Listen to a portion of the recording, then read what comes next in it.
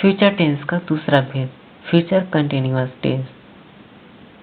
इस टेंस में हिंदी वाक्यों की क्रियाओं के अंत में ता रहूंगा, ते रहेंगे, ता रहेगा, ते रहेगी इत्यादि लगा रहता है। जैसे कि हमने उदाहरण में बताया है, मैं गाता रहूंगा। यहाँ पर ता रहूंगा आया हुआ है, मैं गाता रहूंगा। दूसरा, रितिका पढ़ती रहेगी और तीसरा, अंकित खेलता रहेगा, ता रहेगा। तो इस प्रकार के जो वाक्य हैं, हिंदी वाक्य फ्यूचर कंटिन्यूअस टेंस में आते हैं। इनका जो अंग्रेजी अनुवाद है वह फ्यूचर कंटिन्यूअस टेंस में होता है। इस टेंस के हिंदी वाक्यों की पहचान तो हो चुकी, अब हम इन हिंदी वाक्यों को अंग्रेजी में अनुवाद करने के लिए इस टेंस का स्ट्रक्चर फॉर्मूला देखते हैं। स्ट्रक्चर है हमारा सब्जेक्ट प्लस शैल या फिर will plus be plus verb का फोर्थ फॉर्म प्लस ऑब्जेक्ट। देखिए दोस्तों, फ्यूचर सिंपल टेंस में बी का प्रयोग नहीं हुआ था, लेकिन फ्यूचर कंटिन्यूअस टेंस में बी का प्रयोग हुआ है और वर्ब का फोर्थ फॉर्म इस्तेमाल किया गया है।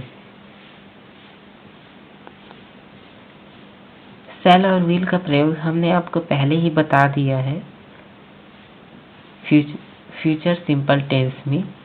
तो चलिए इस स्ट्रक्चर फार्मूला के थ्रू हम इन उदाहरणों का अंग्रेजी में अनुवाद करते हैं। तो पहला उदाहरण है, मैं गाता रहूंगा। तो हमें इसमें सबसे पहले सब्जेक्ट लिखना होता है। तो सब्जेक्ट है मैं, इसे लिख देते हैं आई। उसके बाद हमें शैल या विल का प्रयोग करना है। तो हमने आपको बताया था आई के साथ शैल का भी प्रयोग कर सकते हैं और विल का भी प्रयोग कर सकते हैं। तो हम यहाँ पर शैल का प्रयोग करते हैं, आई शैल। उसके बाद बी, फिर वर्ब का फोर्थ फॉर्म। तो वर्ब क्या है, गाना, मतलब गाता यह है ना।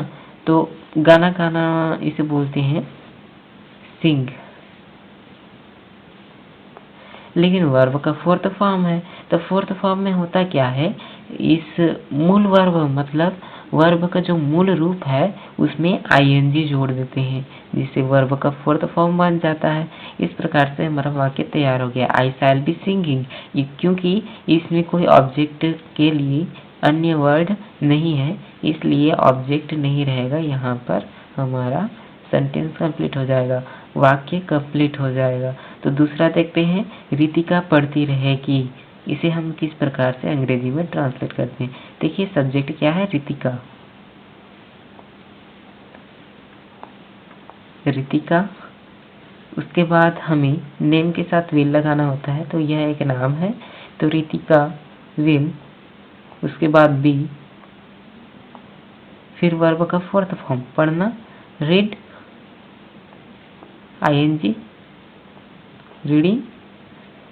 तो रितिका विल बी रीडिंग हो गया, इसमें भी कोई ऑब्जेक्ट नहीं है।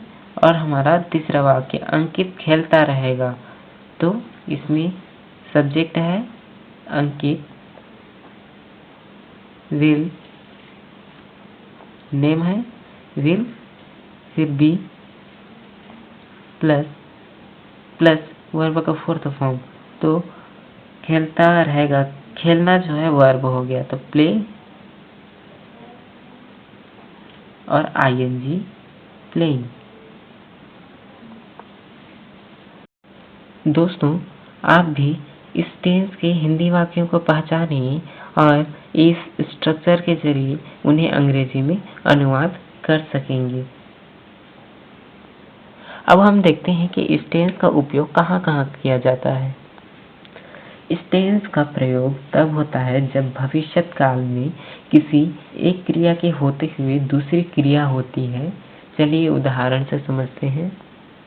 तो एग्जाम्पल है हमारा, जब तुम आओगे मैं कमरे में बैठा रहूंगा। I shall be sitting in my room when you come. देखिए यहाँ पर दो क्रियाएं हैं, जैसे कि एक तुम आओगे है ना, और दूसरा है बैठा रहूंगा। इस टेंस का प्रयोग ऐसे कार्य व्यापार का बोध कराने के लिए भी होता है जो कि भविष्य में किसी खास वक्त पर होता है, जैसे वह उस समय खाता रहेगा, he will be eating then। इस टेंस से भविष्य के ऐसे कार्य व्यापार का बोध होता है जो कि स्वभावतः या आदतन संचालित रहता है।